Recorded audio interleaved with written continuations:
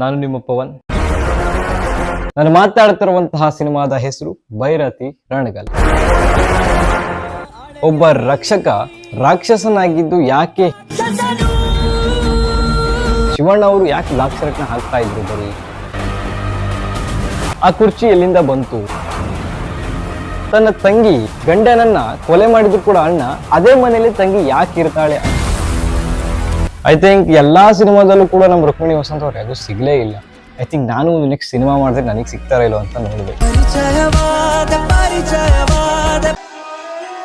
So ಇವ್ರದ್ದೇನು speciality ಅಂತ ಅಂದ್ರೆ ಎಲ್ಲೆಲ್ಲಿ ಮಾತಾಡಬೇಕು, ಎಲ್ಲೆಲ್ಲಿ ಮಾತಾಡಿದ್ರೆ ಬೆಲೆ ಇರುತ್ತೆ ಅನ್ನೋದನ್ನ ತುಂಬಾ ಚೆನ್ನಾಗಿ ಹೇಳ್ಕೊಟ್ಟಿದ್ದಾರೆ. ಪರವಾಗಿಲ್ಲ, ತಗೊಳ್ಳೋಣ. ಆ interval block scene ultimate. I mean ನಾನಿಲ್ಲಿ ಸೈನ್ ಹಾಕಕ್ ಬಂದಿದ್ದು, ಬಾಂಬ್ ಹಾಕ್ಲಿಕ್ಕಲ್ಲ ಅಂತ ಹೇಳಿ.